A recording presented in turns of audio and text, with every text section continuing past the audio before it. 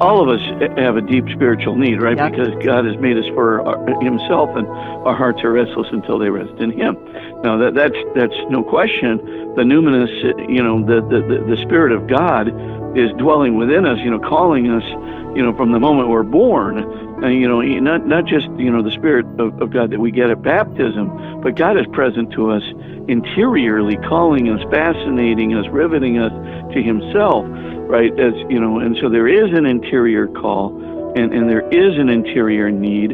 You can see that interior need. I mean, that last American Psychiatric Association study from Kanita Dervick and so forth, that study showed, gosh, non-religiously affiliated people, why they have 3 times the amount of depression, anxiety, substance abuse, suicidal ideation, familial tensions, antisocial aggressivity, and suicides than religiously affiliated people. Right. So obviously, we have a strong interior need for God. And if we don't find God, we're going to be pretty depressed and anxious and even suicidal. I mean, that's the findings, not of the Bob Spitzer Society, but that's the findings of the American Psychiatric Association.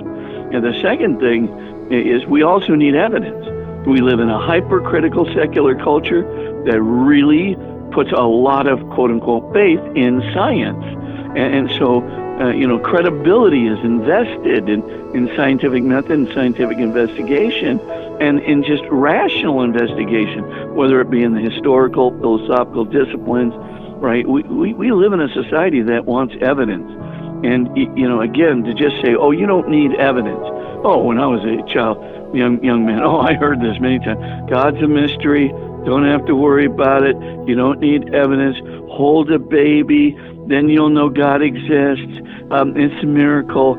It doesn't work for any analytical kid.